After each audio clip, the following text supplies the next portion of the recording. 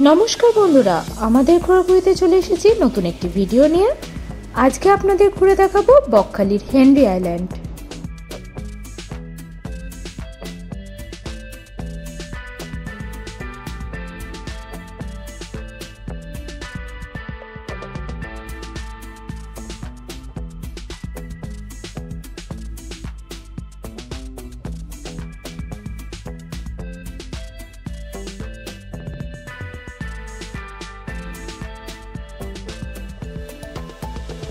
পশ্চিমবঙ্গের অন্তর্গত একটি অন্যতম গাঙ্গেয় বদ্বীপ এবং পর্যটন কেন্দ্র হেনরি আইল্যান্ড।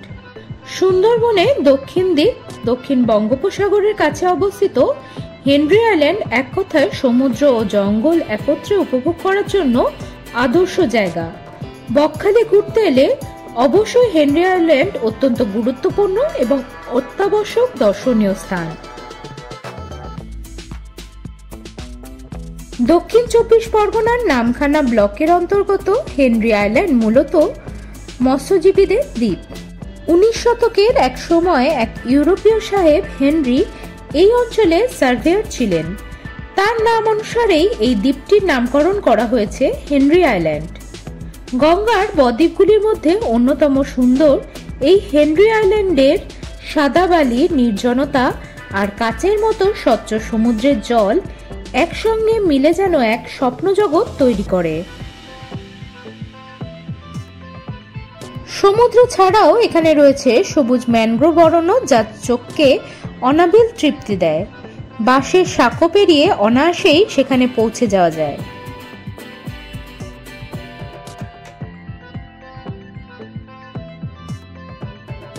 হ্যাঁ, ওই যে দেখেছি সেগুলো উঁচু হয়ে রয়েছে শ্বাসমূল।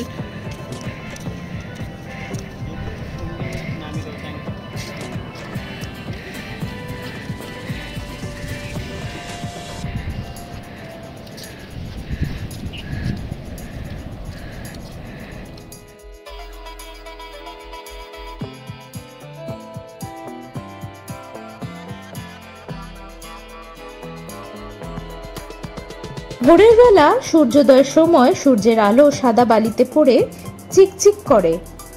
সমুদ্রের তীরে সাদা বালির উপরে সমুদ্রের ঠান্ডা হাওয়ায় বসে পরিবারের সঙ্গে বা একান্তে নিজের সঙ্গে অনেকটা সময় কাটিয়ে দেওয়া যায়।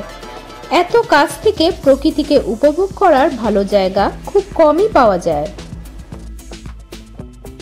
হেনরি আইল্যান্ডে প্রবেশ করতে হলে চার্জ লাগে পার হেড ১০ টাকা করে। টোটো বুক করে গেলে তার এন্ট্রির জন্যও লাগে আলাদা করে ১০ টাকা।